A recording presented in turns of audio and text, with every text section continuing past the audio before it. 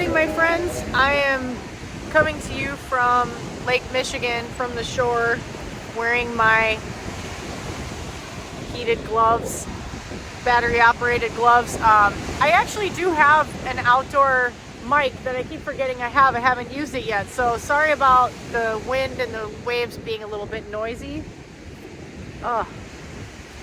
And my eyes water non-stop when I'm outside in cold air. It's so frustrating, like non-stop. So I'm about to go into the lake, even though, let's see if you can see it okay in cinematic mode. It's a little bit choppy today, but it's not too bad. But you know, I haven't been filming much for a while. I've been working my butt off and I've just been really tired, and finally home for a couple of days and just exhausted, but it's okay. I'm home. It is, I will put on the screen what the temperature is. I want to say it's in the 20s, the air temperature, and the water temperature is probably in the 30s. There's ice in the water right now, so that usually means it's a little below 40 degrees, which is my preferred temperature. I wish the water was a little flatter. I would bring the camera in with me, which I may do tomorrow if it happens to be a flatter day, and maybe I'll show you my icy plunge and talk you through it a little bit. People always seem kind of amazed when I tell them I do this, and they think I'm crazy or that I'm brave or something, and it's just a matter of having done it for a long time and adapted to it is part of it, and like having sort of the mental discipline to talk yourself through an uncomfortable moment, which we all need in all areas of life, don't we? So I'm gonna go in a little bit, and yeah, I wish it wasn't so choppy today because it's always kind of annoying. I try to keep my hat from getting wet, but I have a second hat. I come prepared. I've got my heated gloves to put on as soon as I get out and get dressed. I've got this hat, which is extra warm, and it covers like my neck and the lower half of my face. It has a little thing you can pull up over your face, so it's extra warm. So I'll probably throw that on before I go in the water. I have the other hat because this hat will probably get wet, and that way I can take it off and put the dry hat on. I have a system. I've been doing this for years. So anyway, this is the glorious beach at home in Chicago, and yeah, I'm grateful to be out here today. So I'll talk to you in a little bit. All right, I'm back in my apartment after doing my cold therapy. You can hear a hot bath running right now. I have the shivers, so I'm kind of have a hard time talking, but I'm all bundled up. This is actually a different hat. I have two super similar hats that my best friend got for me for Christmas because she said they were both so cute she couldn't decide. And this hat is so warm, and it really is made for Chicago living. So whew, I'll wear one of these in the lake when I go in, and it really helps keeping my neck and face covered. It felt so good in there today. I think it's like 33 or 34 degrees. When you first get in, it's a shock, but because I've been doing it for years, I'm really good at sort of like just not panicking, because that's what a lot of people do. They tend to panic, and it takes practice to get to a point where you can just get in and not be like feeling anxious about the cold. But then at a certain point you feel like this calm wash over you, and this shivery part happens a little bit of time after you get out. Your body starts doing that to warm itself. It's normal. Whew, I got a space heater running on the other side of the room because in my apartment, which is in a 100-year-old building, there are some electrical issues happening. So I can't use one of my two outlets. I'm only here a couple days a month, so, but it's frustrating. But anyway, yeah, it takes some time to warm back up, but I got a hot bath going. I'm gonna drink some coffee, and yeah, it feels good. It's a really good way to calm a chaotic headspace. And I don't know about y'all, but I feel very stressed and chaotic these days in my head, trying to stay as calm as I can, and cold therapy helps a lot. Okay, we're back at the lake today, and the conditions are a lot calmer. So I'm gonna bring you in with me today, which is arguably not the best idea, to bring my phone into the lake on a selfie stick, but we'll see how it goes. I'm just gonna bring it in for a little bit so you can join in the experience with me, but then I'll take my phone out and go back in and finish up my calming ritual. So I am well prepared. I'm sort of pre-warming myself. I've got my heated gloves on.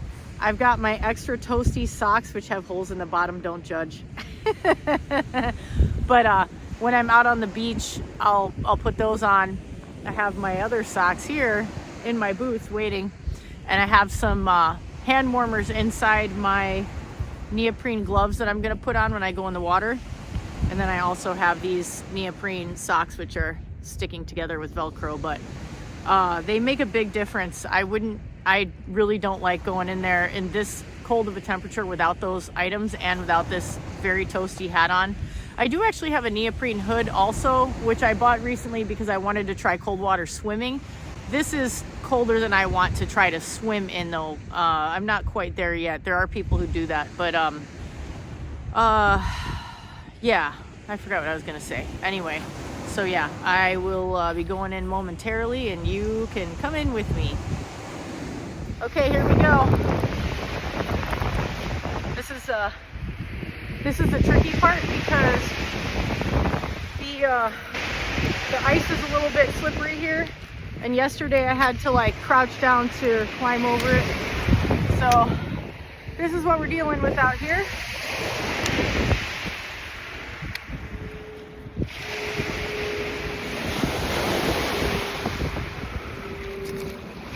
No need to get hurt.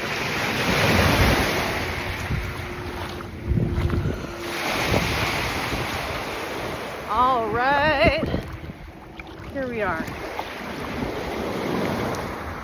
Oh wow, it feels so good. So the thing about this to a lot of people is like, almost let my phone flip around here. It is a shock, but when you've done it for a while, like I have, I've been doing it for years, you have this different mindset that you're able to sort of calm your mind. So it still feels intense, but you're not like, oh my God, someone is climbing that tree to pull the Mylar balloons out of it, because when people release Mylar balloons, they end up in the lake, in the trees. It's a very frustrating thing. When I paddleboard, which I don't think I went once this season, unfortunately.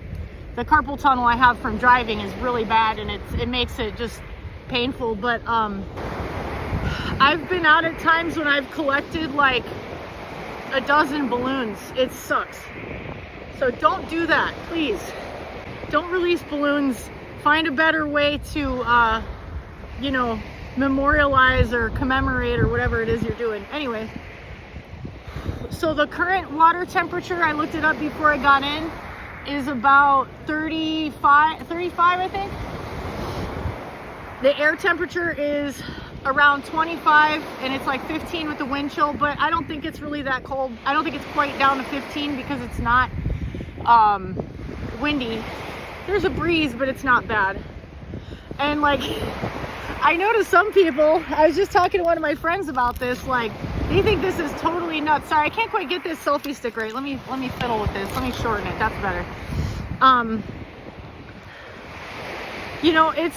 It takes time and practice to get to a point where you can do something like this and remain calm and handle it and not feel like it's so scary or impossible. And then also there's people that are like, why would you even do it? I understand that. Because it makes me feel so good. It makes my body feel great. It makes my mind feel calm.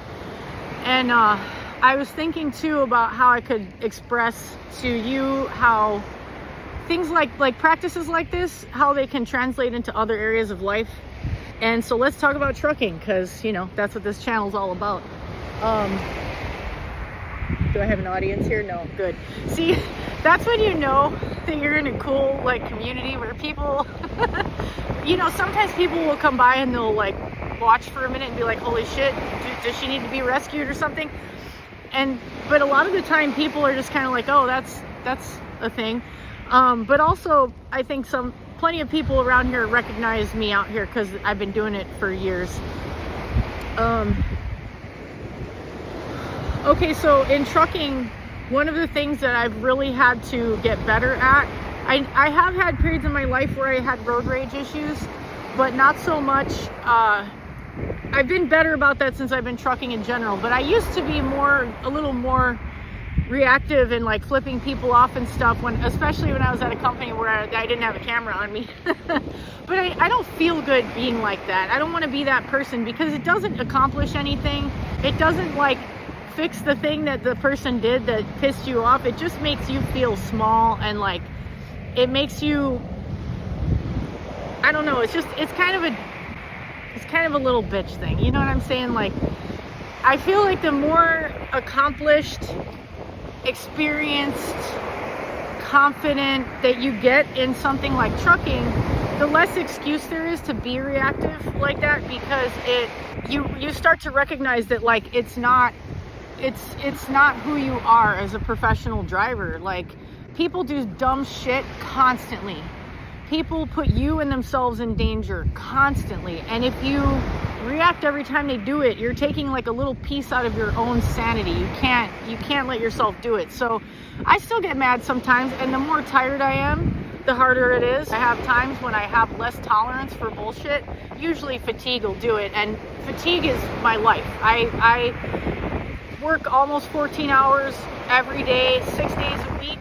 The 1 day off is not enough time to recover, and then after 3 weeks I have 3 days off, which is just enough time really to like rest a little bit and get everything ready to go back to work and do any appointments you have to do, help anyone in your family or friends that need something. Like you don't have rest, really, not any real rest. Oops.